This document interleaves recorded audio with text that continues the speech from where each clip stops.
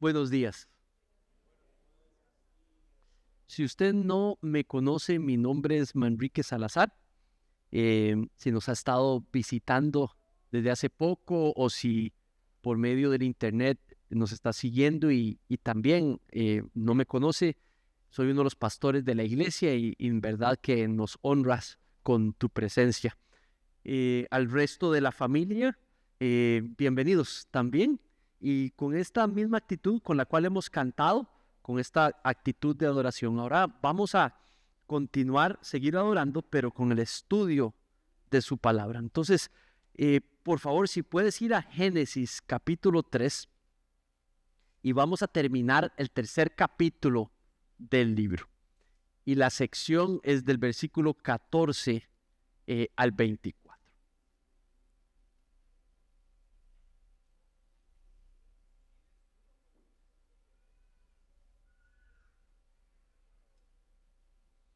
¿Están ahí? Muy bien.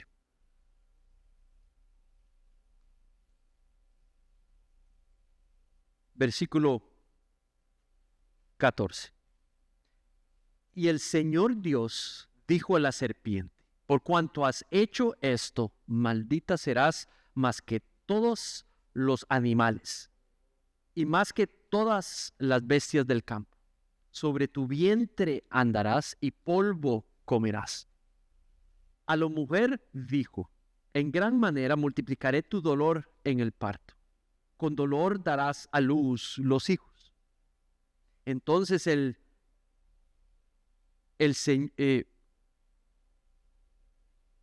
ok. Entonces, mi versión dice: todos los días de tu vida pondré enemistad. ¿Lo estoy leyendo bien? Perdón, mi versión 14, 15 y 16. Voy con el 14. Pondré enemistad entre tú y la mujer. Perdón, me salté el 15. Qué desastre. Voy a empezar de nuevo, 14. Y el Señor Dios dijo a la serpiente: por cuanto has hecho esto, maldita serás más que todos los animales y más que todas las bestias del campo. Sobre tu vientre andarás y polvo comerás todos los días de tu vida. Versículo 15. Pondré enemistad entre tú y la mujer, y entre tu simiente y su simiente. Él te herirá en la cabeza y tú lo herirás en el talón. Versículo 16. A la mujer le dijo: en gran manera multiplicaré tu dolor en el parto, con dolor darás a luz los hijos. Entonces el Señor dijo a Adán: por cuanto has escuchado, obedecido la voz de tu mujer, y has comido del árbol del cual te ordené diciendo: no comerás de él, maldita será la tierra por tu causa. Con trabajo comerás de ella todos los días de tu vida. Espinos y cardos te producirá, y comerás de las plantas del campo. Con el sudor de tu rostro comerás el pan, hasta que vuelvas a la tierra, porque de ella fuiste tomado, pues polvo eres y al polvo volverás. Versículo 20. El hombre entonces le puso por nombre Eva a su mujer, porque ella era la madre de todos los vivientes. El Señor Dios hizo vestiduras de piel para Adán y su mujer y los vistió. Entonces el Señor Dios dijo: ahora el hombre ha venido a ser como uno de nosotros, conociendo ellos el bien y el mal. Cuando ahora no vaya a extender su mano y tome también del árbol de la vida y coma y viva para siempre. Y el Señor Dios lo echó del huerto del Edén, para que labrara la tierra de la cual fue tomado. Expulsó pues al hombre, y al oriente del huerto del Edén puso querubines y una espada encendida que giraba en todas las direcciones para guardar el camino al árbol de la vida. Muy bien, vamos a orar. Oremos y pongamos este espacio en manos del Señor. Padre, en esta tarde venimos a ti, Señor, pidiéndote guía para estudiar tu palabra, la Biblia. Señor, permítenos entender lo que ella está diciendo, lo que tú por medio de ella, Señor, nos está enseñando en esta mañana, para que podamos ver nuestras vidas a la luz de esas verdades. Ayúdanos a que estas verdades se vuelvan, Señor, importantísimas para nosotros, de manera que nos veamos invitados a abrazarlas y en Cristo poder practicarlas. En el nombre de tu precioso Hijo Jesucristo, te pedimos esto. Amén. Muy bien. Entonces, hemos estado estudiando sobre el Dios de bendición.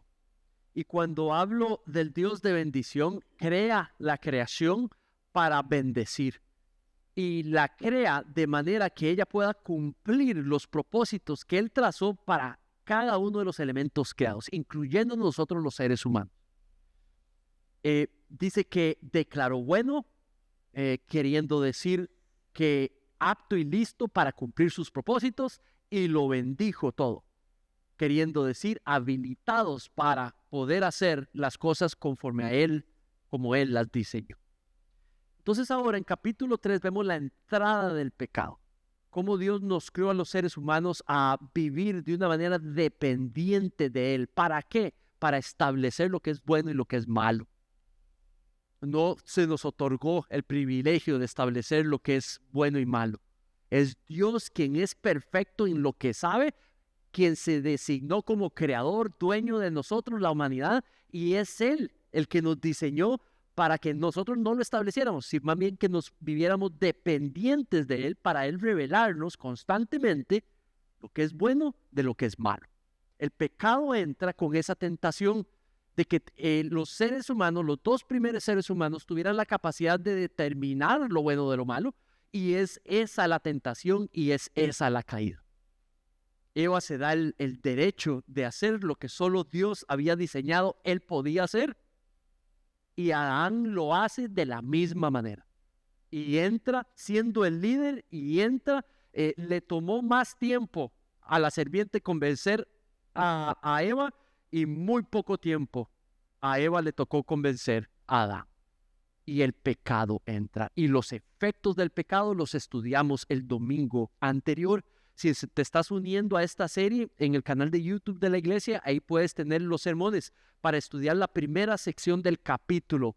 Vimos 4 efectos principales que el pecado afecta al ser humano y que están activos y nos afectan hoy. Ahora vamos a ver 4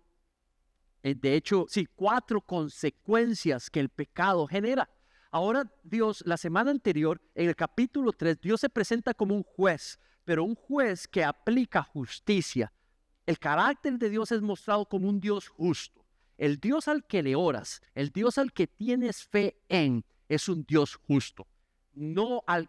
Ustedes usan la palabra alcahuetear.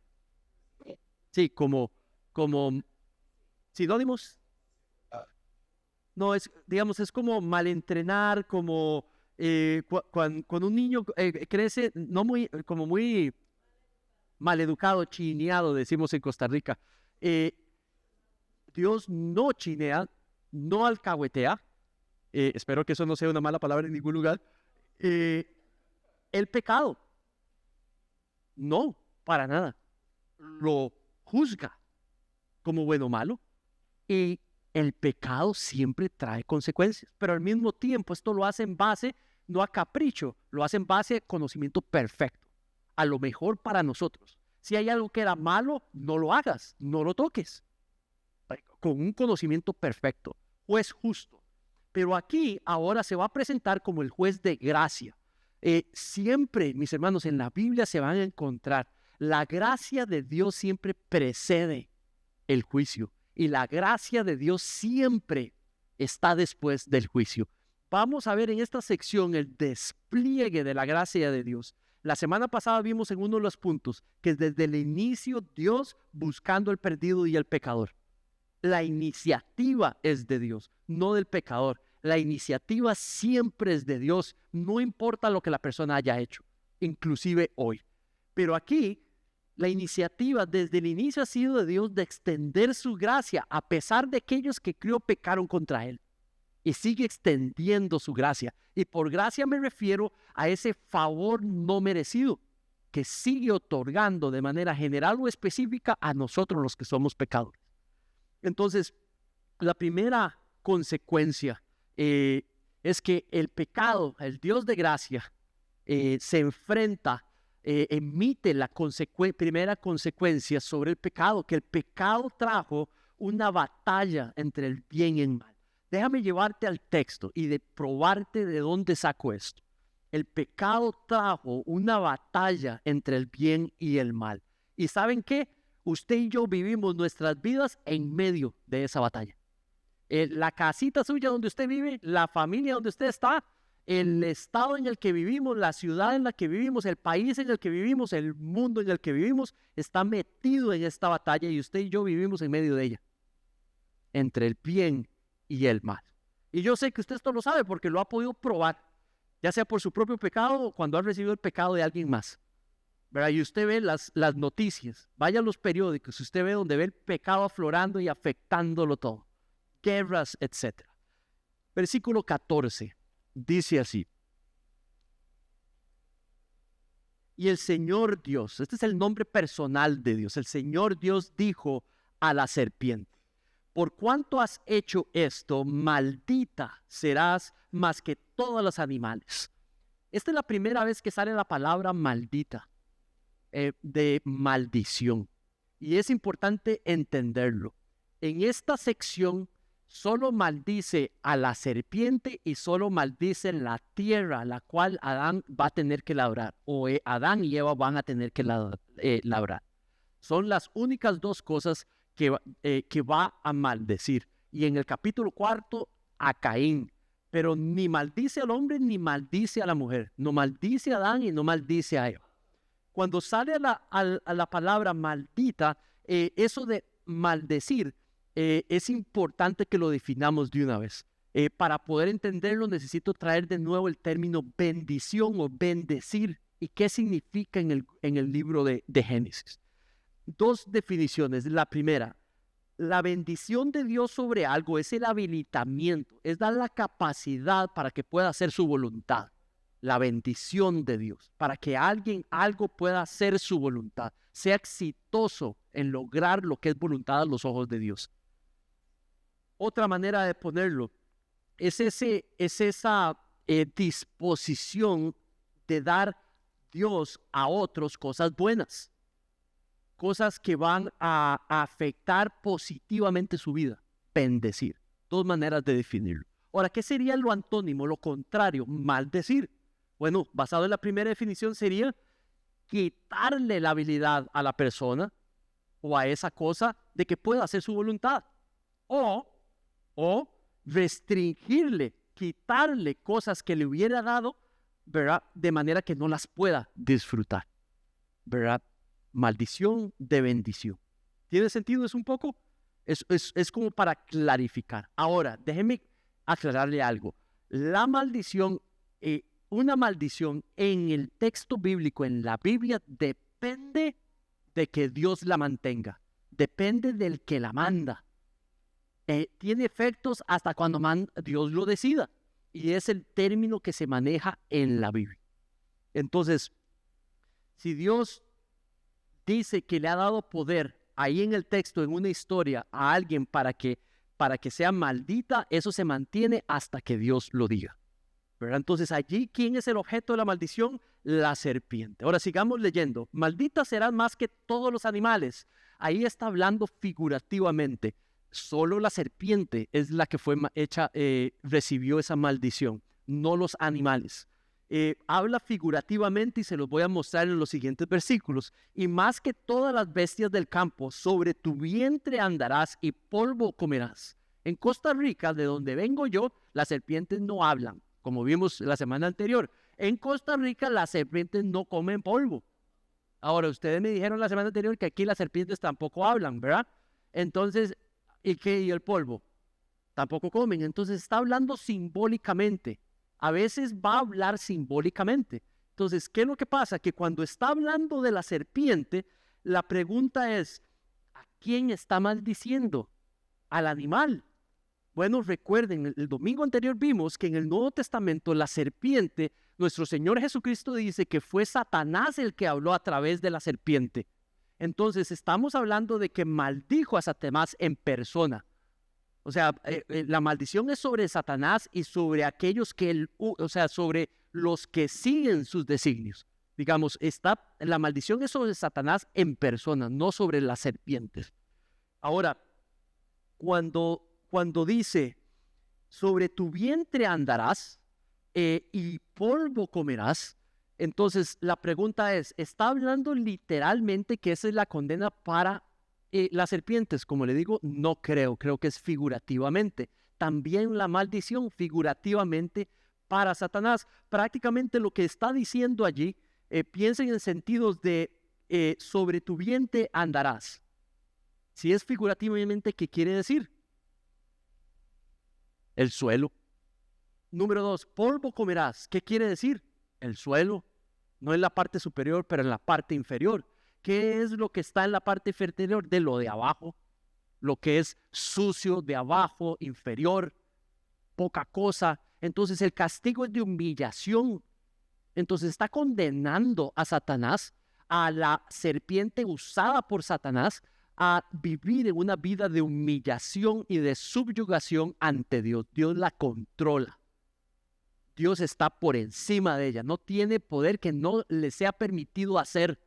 Está digamos, derrotada ante Dios, bajo el dominio de Dios. Y esa es la primera, digamos, aplicación de esa condena. El siguiente versículo dice, y así será todos los días de tu vida. Dice, pondré enemistad entre tú y la mujer. Versículo 15. Pondré enemistad entre tú y la mujer. Pregunta, ¿está hablando entre la serpiente, el animal, y Eva? ¿Verdad? Luego dice, entre tu simiente y su simiente. ¿Está hablando de todas las culebritas que nazcan de ahí en adelante? No, está hablando figurativamente. Entonces, ¿y quién es Eva? ¿Y quiénes son los descendientes de Eva? El versículo dice, entre tu simiente y su simiente. Está hablando en singular, no en plural, no son muchos. Él dice tu simiente. Ahora, creo que este pasaje hay una aplicación directa que Moisés o los primeros que leían el libro, una primera aplicación inmediata que podían hacer y una aplicación que también se podía hacer en el futuro. Esto se llama sensus plenus, es una manera, digamos, de interpretar la Biblia. Hay pasajes que tienen una aplicación en ese momento y hay pasajes que esa misma aplicación también se da una segunda tiempo después. Entonces esto lo voy a clarificar al final del sermón. ¿Cuál es la inmediata? ¿Cuál es la inmediata? Tiene que ver con los descendientes. Si los descendientes de la serpiente no pueden ser las culebritas, está hablando de todos aquellos que, digamos, deciden vivir de una manera independiente de Dios para establecer lo que es bueno y malo en la vida. Justo la tentación que cayeron el hombre y la mujer. Y cuando habla del descendiente de la mujer, aquellos que deciden que vivir para servir a Dios, para adorarlo en dependencia de Él, reflejándolo. Entonces esto habla de dos grupos inmediatamente. La humanidad después de Adán y Eva, la manera de ellos de vivir la vida, lo que iba a implicar es confiar en Dios, vivir para Dios, para servirlo, para adorarlo, reflejándolo, que si pecaban podían venir donde Dios en confesión y en humildad, y iban a confiar en Él para proveer lo que era bueno. Y ustedes y yo vamos a confirmar en los próximos capítulos cómo se empiezan a separar los dos grupos. Y lo que empieza a ser el grupo que se declara independiente. Y lo que logra ser el grupo que se mantiene dependiente. Y a estos, el grupo dependiente, Dios les llama los elegidos de Dios. Y se vuelve el pueblo de Dios. Entonces, eso es algo precioso que vamos a ver, pero esto nos lleva de nuevo a la realidad de que el pecado trajo esta batalla entre el bien y el mal. Y desde el inicio de la humanidad al día de hoy, la realidad es que vivimos en el marco de esa realidad. Y vemos el pecado alrededor de nosotros. Y vemos el mal siendo vendido, proclamado, anunciado. Cuando vemos también el bien siendo anunciado, pero a veces la gente burlándose de lo que Dios considera bueno. Pero recuerda que al final de cuentas, ese que promueve esa batalla del mal, tratando de traer abajo todas las bendiciones de Dios sobre lo que ha creado, yace derrotado bajo esa bendición. Entonces, la primera consecuencia. La segunda consecuencia es que el pecado trajo a la maternidad un esfuerzo doloroso. Ahora, déjame aclararte ahí algo. La palabra esfuerzo doloroso es algo que trae a esa bendición que Dios dio de poder dar a luz los hijos, de poder concebir y dar a luz los hijos. La misma característica se la pone como consecuencia a Adán a la hora de trabajar la tierra. Es la misma palabra. Esfuerzo doloroso para Eva en cuanto a tener hijos, esfuerzo doloroso a Adán cuando tenga que labrar la tierra. La misma característica. Esa palabra, esfuerzo doloroso, es un dolor agudo. O sea, no está diciendo en ningún momento, mira el versículo 16, a la mujer dijo, en gran manera multiplicaré tu dolor en el parto. Dios le había dado a ambos la bendición de poder multiplicarse, la bendición en el marco del matrimonio, de la institución del matrimonio, que lo describe en el capítulo 2 como una sola carne, se volvían frente a Dios una sola carne. Dios les dio el regalo de poder generar vida, tanto como Él da vida. Un hombre y una mujer bajo la bendición de Dios pueden traer vida y producir vida y ejemplificar a Dios creador al traer vida. Ahora, el pecado afecta ese proceso. El pecado lo que hace es que lo afecta. Entonces, el poder dar a luz a los hijos era un regalo de parte de Dios, una bendición en el caso para el matrimonio, también para la mujer, para la esposa, en el marco de esa institución. Ahora, lo que sucede, no está diciendo que no había ninguna dificultad al dar a luz antes de la caída. Está diciendo que ahora va a haber un dolor exhaustivo, que pone exhausto, ¿verdad? Con un esfuerzo primario. La labor va a ser dura.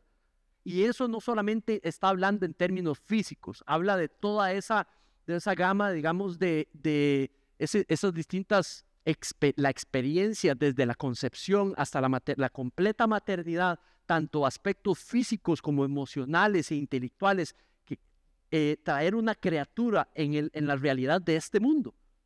Inclusive, esa afectación que se sufre, ¿verdad?, podría incluir hasta el hecho de que la mujer fuera estéril. Eso es parte de esa consecuencia, ¿verdad? Vamos a ver en los próximos capítulos donde ellos dependen de Dios para que pueda darles un hijo, ¿verdad? De la bendición de Dios para que pudiera quitar la esterilidad, y lo vamos a ver en varios personajes de la Biblia.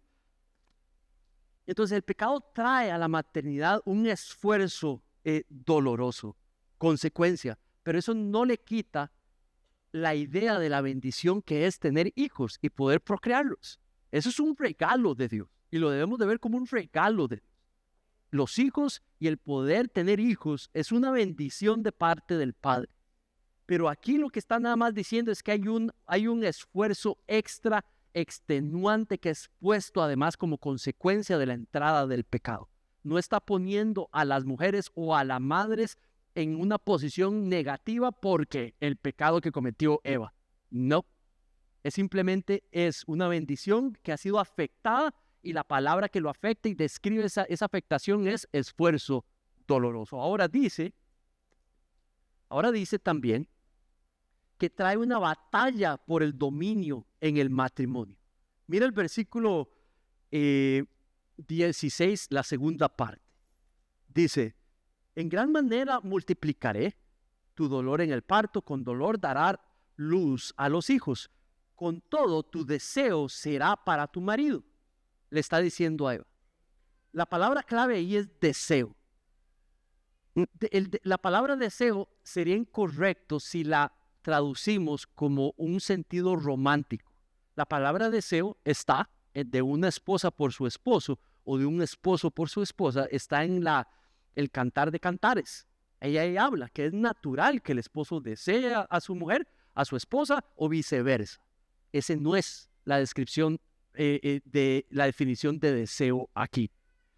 Alguien podría decir, tampoco es, bueno, lo que está queriendo es que ella tiene una buena intención hacia él, una atracción hacia él, pero él la maltrata de vuelta.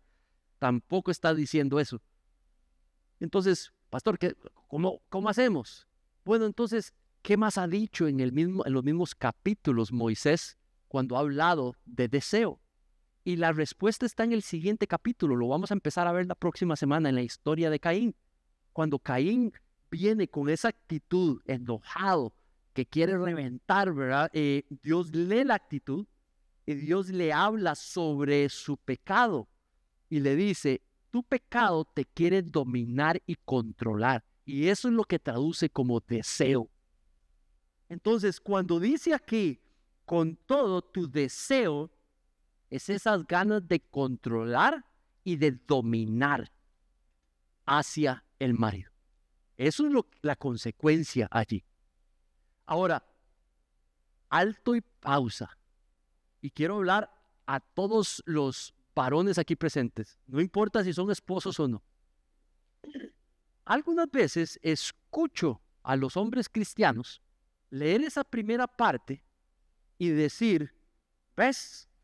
En la misma Biblia dice que las esposas hacen esto con los esposos y que eso de alguna manera es una característica de una mujer, pecadora. Cuidado, vea la segunda parte. Dice, y él tendrá dominio sobre ti. Está diciendo que el hombre hace exactamente lo mismo, que el esposo hace de igual manera lo mismo. Aquí la consecuencia no es de que la mujer trata de robarle la esposa trata de robarle el liderazgo al hombre. Aquí la consecuencia es que los dos van a tratar de dominarse el uno al otro y que es una lucha mutua. ¿Tiene sentido?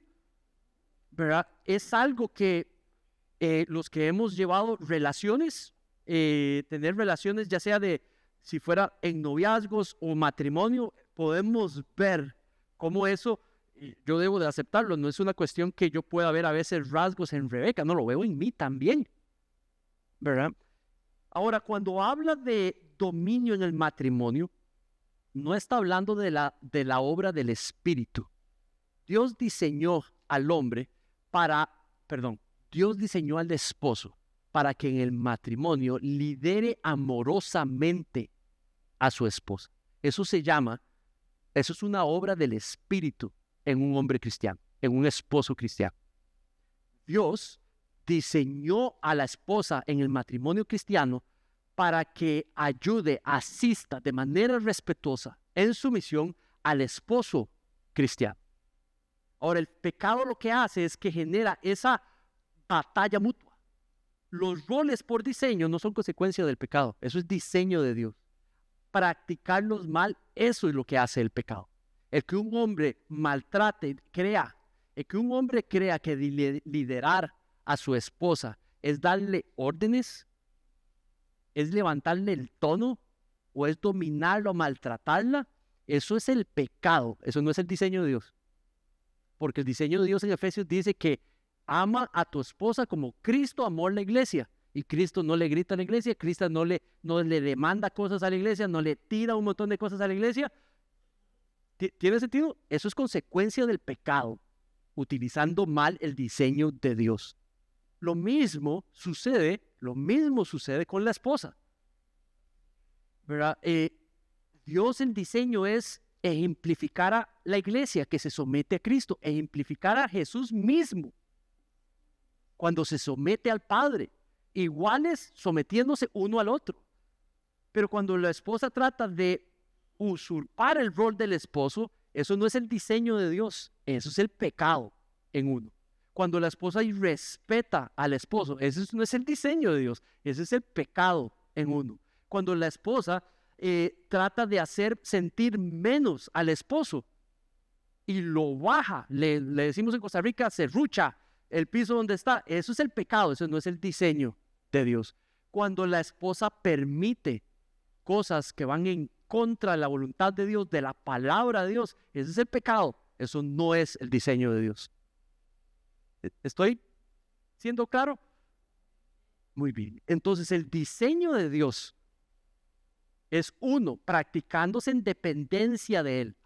Pero cuando lo practicamos de manera independiente de Él, vemos el pecado aflorar y vemos el sufrimiento venir a muchos matrimonios. Entonces, una batalla por el dominio del pecado. Dice versículo 17, la tercera consecuencia. El pecado trajo un esfuerzo doloroso para poder proveer sustento hasta la muerte, hasta morir. Versículo 17. Entonces el Señor dijo a Adán: por cuanto has escuchado la voz de tu mujer, en algunas versiones traduce obedecido. Y eso da el sentido del reclamo de Dios a Adán. No lideraste, sino lo que hiciste fue, te quedaste pasivo. Debías de liderar y no lideraste. De alguna manera podemos entender que lo que hizo Eva fue, digamos, controlar, digamos, y hacer, al final lograr lo que ella quería cometer. Luego dice: maldita será la tierra por tu causa. La segunda cosa que maldice, la tierra. Ahora Adán va a tener que servir a Dios, ya no trabajando el jardín, pero trabajando una tierra que fue maldecida. Y cuando dice maldecir, ¿se acuerdan de la definición? Número 1, que logre los propósitos para los cuales Dios creó. ¿Cuál era el propósito de la tierra? Cuando Dios la creó, la bendijo y la declaró buena. Dar fruto, un montón de plantas, un montón de árboles frutales, dar provisión, sostener, ser capaz de sostener vida. Ahora, Dios maldice la tierra que Él tiene que labrar, por lo tanto, no quiere decir de que no va a producir nada, pero va a costarle que hacerla producir. Entonces dice: con tu trabajo comerás de ella. Entonces trae la consecuencia del pecado al mundo, es también que trae un trabajo, un esfuerzo doloroso, cuando Adán tuviera que trabajar la tierra para poder traer sustento a su familia. Dice: con el sudor de tu rostro comerás el pan hasta que vuelvas a la tierra. Va a tener que sudar, va a tener que esforzarse Adán si lo que quiere es comer. Y lo va a tener que hacer hasta el día que muera. Y cuando dice muera, está trayendo el concepto que Dios prometió. Eva, Adán, si comen de ese fruto, van a morir. Lo que justamente el mandato de Dios buscaba, apartarlos, distanciarlos de algo malo, aquí está el cumplimiento de lo que prometió. Si comes de ese árbol, morirás. Lo único que tenían que hacer era depender de la palabra de Dios para establecer lo que era malo. Y más bien lo que hicieron fue determinar que era bueno y lo comieron. Y ese es el centro del pecado nuestro hoy. Cuando determinamos lo bueno de acuerdo a nuestra opinión en independencia de Él. Pero agrada a Dios que determinamos lo que es bueno en dependencia de Él, de lo que Él ha revelado es bueno.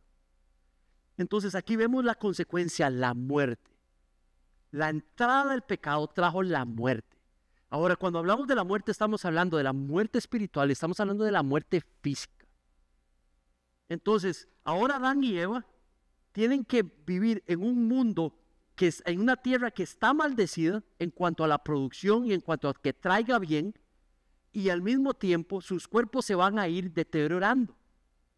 Usted sabe, ahora, en parte, esto es una consecuencia, pero usted sabe, dos pecadores como Adán y Eva haciendo lo que ya han hecho, y vamos a ver las generaciones en los próximos domingos, lo que las generaciones van a ir haciendo. ¿Usted sabe qué sucedería con dos pecadores que puedan vivir 500 años? ¿Qué hubiera pasado si Adolfo Hitler hubiera vivido 500 años? ¿Cuánto hubiera hecho? Entonces la muerte es una consecuencia del pecado, pero también es una decisión. El que muramos es una decisión que, cuidado, y es gracia expresada de parte de Dios para que no tengamos que sufrir de una manera constante. Ahora, como les dije, desde el inicio podemos ver a Dios desplegando su gracia. Déjame mostrártelo en los últimos 4 versículos y luego te voy a llevar de nuevo al versículo 15. Versículo 20. Dice, el hombre le puso por nombre Eva a su mujer, porque ella era la madre de todos los seres vivientes. Esto es como una declaración de fe, como una declaración que trae esperanza. Pareciera que ya Adán y Eva han aceptado su realidad y ahora van a vivir en la nueva condición que Dios les ha provisto, afectada por las decisiones que tomaron. Y entonces ahora habla como en términos esperanzados de que ahora Dios sigue con nosotros, Dios sigue proveyendo, desplegando su gracia para con nosotros a pesar de nuestro pecado. Yo seré la madre de la humanidad. Mi esposa será la madre de la humanidad. Y prosigue. Primera expresión, pequeña expresión de gracia. Versículo 21. El Señor Dios hizo vestiduras de piel para Adán y su mujer y los vistió. Ellos de su iniciativa se cubrieron porque sentían vergüenza. La relación se quebró con Dios y ahora sienten vergüenza y se cubren los cuerpos. Hay una separación el uno con el otro. Dios reconoce eso, pero de una vez lo que hace es que mejora eso y les da vestimentas producto de las pieles de animales. Segunda pequeña muestra de gracia de Dios, de su iniciativa. Les da algo para que cubran su vergüenza, cosa que ellos sentían porque habían probado lo malo, tenían conocimiento de lo malo. Ahora, el versículo sigue hablando, versículo 22. Ahora el hombre ha venido a ser como uno de nosotros, conociendo el bien y el mal. Es una aseveración de Dios diciendo, ahora el hombre conoce el mal. Dice, número 2, cuidado ahora, no vaya a extender su mano y tome también del árbol de la vida. Esto es como una tercera expresión de la gracia de Dios, de ese favor no merecido de Dios para con ellos, sabiendo que si han provido el mal, ¿qué pasa si se vuelven inmortales? Si los efectos de ellos con ese conocimiento del mal son devastadores, ¿qué sería si viven todo el tiempo que quieran? Y los efectos serían devastadores. Tome usted un ejemplo de esto. Tome usted a alguien que usted considere que ha afectado terriblemente a la humanidad. Y ya le di un ejemplo, Adolfo Hitler. Tome a alguien más. ¿Qué pasa si en vez de vivir 100 años viviera 300? ¿Cuánto más mal haría? Pero entonces todo esto para decirles que aquí es una tercera expresión de la gracia de Dios de limitar el acceso de ellos a prolongar sus vidas, y lo que hace es que limita el tiempo de su existencia. Versículo 23, y el Señor Dios los echó del huerto, consecuencia del pecado, fueron separados de la presencia de Dios, ya no tienen relación con Dios, para que la labrara la tierra de la cual fue tomado. Expulsó pues al hombre y al oriente del huerto puso querubines y una espada para que no pudieran entrar al huerto de nuevo. Se hace la separación entre Dios y dos criaturas caídas y entran a un mundo perjudicado por el pecado, donde hay una lucha entre el bien y el mal y viven sus vidas, y muchos de esos efectos los vemos hoy activos. Ahora ve ese pasaje. Déjame leértelo. Romanos 16:20. Y el Dios de paz, este es Pablo hablando a una comunidad cristiana, donde hay ambos posiblemente tanto de origen gentil como judío. Le dice, el Dios de paz aplastará pronto a Satanás debajo de los pies de ustedes. Quiero que notes la palabra debajo de los pies, Satanás y debajo de los pies. ¿A qué estoy apuntando? Mira el versículo 15 que estudiamos. El versículo 15 dice, y entre tu simiente y su simiente va a haber enemistad. Él te herirá en la cabeza y tú lo herirás en el talón. El descendiente de la serpiente, el descendiente de la mujer, la serpiente cerca de los pies y el descendiente de la mujer aplastándole la cabeza. Mira las dos acciones, aplastar de la cabeza y morderle el talón. ¿Ven la diferencia? Hay una diferencia entre la afectación que puede generar que me muerda el talón a que yo le aplaste la cabeza. Ahí hay una expresión de diferencia de poder. Entonces, ¿qué es lo que pasa? que hay pasajes que tienen una aplicación gramatical inmediata para el tiempo del autor que lo estaba escribiendo y la audiencia que lo estaba recibiendo. Y se aplica inmediatamente. ¿Cuál es esa? Una batalla entre el bien y el mal.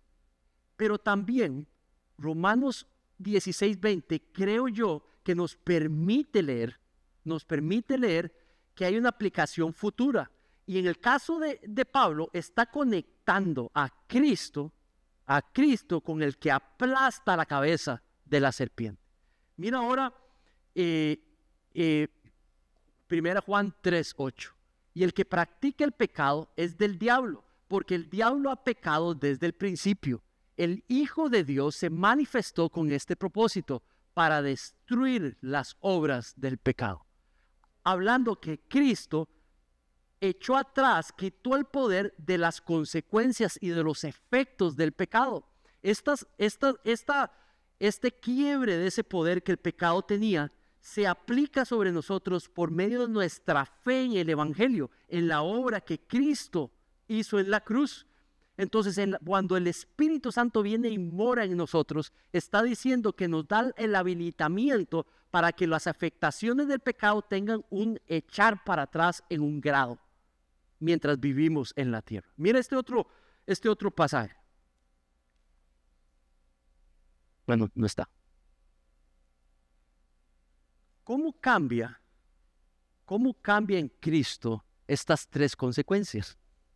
El pecado trajo una batalla entre el bien y el mal. En Cristo, mis hermanos, usted y yo podemos vivir una vida para adorarle, a pesar de que el pecado lo afecta a todo, inclusive nosotros mismos, a pesar de que nosotros nos podemos ver en medio de esa batalla entre el bien y el mal. El pecado, el Cristo habilita al creyente para poder discernir lo que es el bien y el mal acorde a su palabra. Nos permite presentar batalla contra el pecado. La segunda consecuencia, en Cristo, los matrimonios cristianos, podemos entender el diseño de Dios y poder cada uno, esposos y esposas cristianos, poder tomar nuestro rol y tratar de redimir nuestra manera de tratar a nuestras esposas, nuestra manera de ver a nuestras esposas, como también las esposas cristianas en Cristo pueden reevaluar su relación y su trato de su esposo, porque sabe las implicancias de lo que testifica la manera en la que la unidad matrimonial se maneja. Por último, el trabajo. Todos aquí con responsabilidades para proveer para nuestros seres amados. El Dios nos ha capacitado con habilidades y con dones para poder producir en medio de un mundo caído, sabiendo que es Dios el que nos sostiene y nos habilita para que podamos lograr esa responsabilidad de traer sustento a nuestro hogar. Y en Cristo trabajamos con excelencia para traerle gloria a Dios en la manera que hacemos. Amén. Recuerden, siempre que hay juicio del pecado, Dios no alcahuetea al pecado, pero Dios extiende gracia al pecador. Vamos a orar.